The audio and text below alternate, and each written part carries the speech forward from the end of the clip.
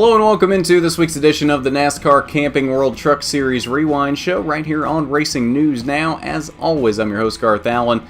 Thank you once again for joining me today. If this is your first time catching a Racing News Now video, consider going down below and hitting that subscribe button and ringing the bell for notifications so you don't miss a thing going forward from RNN.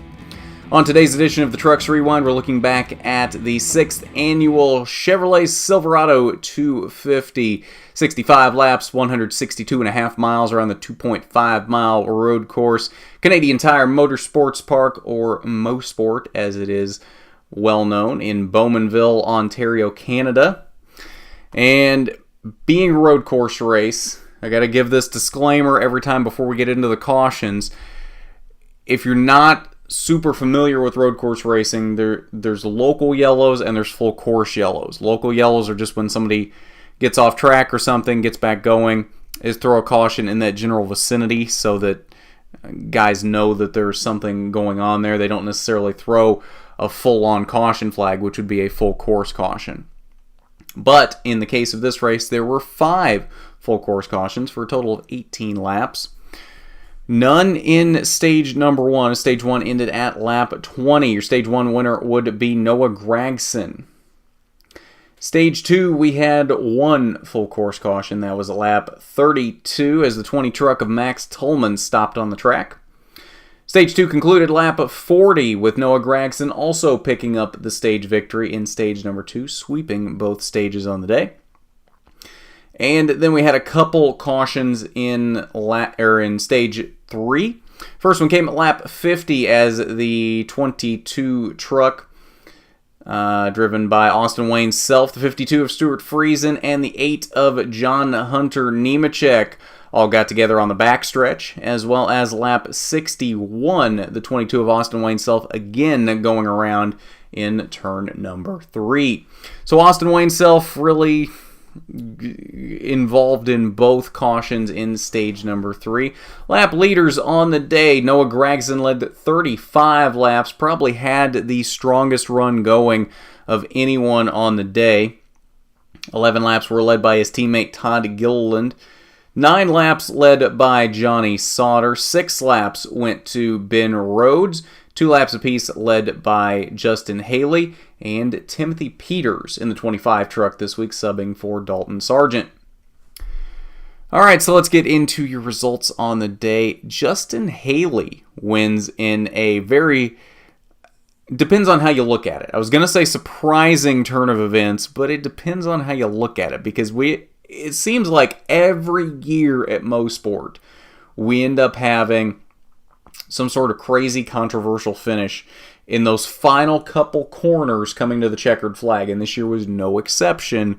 Todd Gilliland leading the race all the way into the final corner. His teammate Noah Gragson back there in second. Todd Gilliland looking for his first career victory. Noah Gragson looking for the victory that will push him into the round of 6 and advance him in the playoffs. Gragson sends it into the final corner fairly deep. Got on the inside of Gilliland. Didn't have a lot of room there. They make contact. They both spin. Justin Haley comes through the smoke with the lead, 3rd to 1st. Justin Haley picks up the victory on the day, and he is the driver that advances to the round of 6 following Mosport. John Hunter Nemechek came home in the 2nd position. Pretty good rebound after that incident on lap 50 with Stuart Friesen and Austin Wayne Self. Brett Holmes comes home in the 3rd position. A strong run for him to start the playoffs. Timothy Peters and Matt Crafton rounded out the top 5. Also a strong run for Matt Crafton to start the playoffs, who started the playoffs 8th on the playoff grid. As you'll see when we get to that point, not 8th anymore. Rest of your top 10, Johnny Sauter, Stuart Friesen, Austin Hill, Noah Gragson came out in the 9th position after getting the truck turned back around, and Alex Tagliani comes home in the 10th position. 11th through 20th, Todd Gilliland, after getting his truck righted, came home in the 11th position. Harrison Burton, driving the 51 this week for KBM, came home in the 13th position. Ben Rhodes, 14th on the day. Grant Infinger got caught up in that incident in the final corner, and he came home in the 17th position. Myatt Snyder in 19th. 21st through 30th, Bo Lamastus in the 54 for DGR Crosley this week, 1 lap down in the 22nd position. Jesse Iwuji making his truck debut, 25th in this race. Max Tolman, who we've seen on and off on the ARCA side of things, now trying his hand in the truck series as well, 30th on the day for Max Tolman. And then your final page, 31st, 32nd, Mike Harmon and Joe Nemechek. All right, so that's your results from the Chevrolet Silverado 250. Let's head over to the Media Center. We've got audio only this week because there's no Cup race in Mosport. And we'll see what Justin Haley had to say after his second career victory. Yeah, we found ourselves in a good spot. We obviously brought a really fast truck, and we're very competitive. Got to give it to the GMS guys and the Fraternal Order of Eagles, my crew chief Kevin Belcourt. But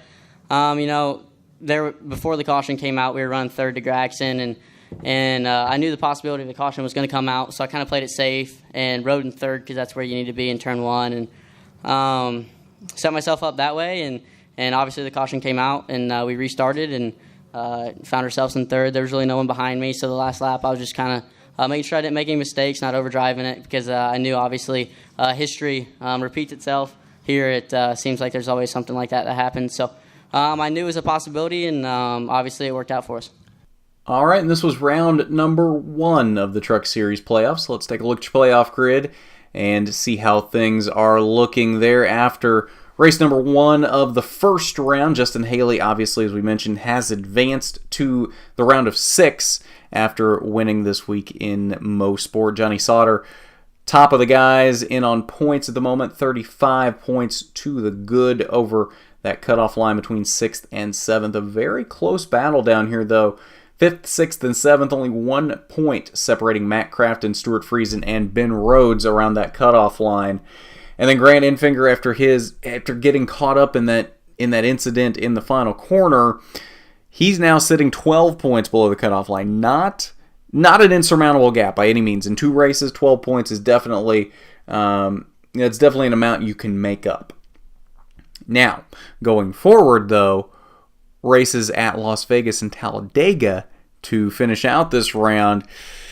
You got a wild card there with Talladega. Vegas, not so much a wild card, but it can be depending on what your past history at Vegas is. Talladega, though, is the one that I would be concerned about if I were some of these guys down here. Basically, if I were Matt Crafton, Stuart Friesen, Ben Rhodes, or Grant Enfinger, I'd be very worried about Talladega, and I'd be really looking to win at Vegas next time around. Because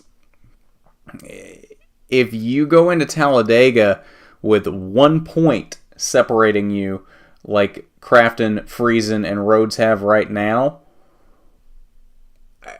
it's going to get absolutely crazy at Talladega, looking at how the cutoff line could shake out if that is the case. It'll be exciting for us to watch. It'll be very stressful for them. So that's your playoff grid following the Chevrolet Silverado 250 from Mosport. And I think that'll do it for us tonight on the Trucks Rewind. And got a few more things coming up this weekend. Obviously, or I guess the weekend's basically over at this point. We already had an Xfinity Rewind go up for Road America and an ARCA Rewind go up for Berlin Raceway. So if you haven't seen those, go back and check those out. They'll be linked down below in the description, as well as Pole Position coming up Monday night, 8 p.m. right here on RNN, recapping Xfinity, Trucks, ARCA, IndyCar, F1, all that fun stuff that happened this weekend. We've got you covered on Pole Position. We'll get you caught up on everything that happened over the weekend on Pole Position. That is 8 p.m. Monday night right here on RNN. So that, like I said, I think we'll do it for us tonight. If you don't want to miss any of that, you need to go down below and hit the subscribe button and ring the bell for notifications, and hit that big thumbs up button if you like the video. It is much appreciated when you do. So with that, this has been the NASCAR Camping World Truck Series Rewind Show. I'm Garth Allen for Racing News Now.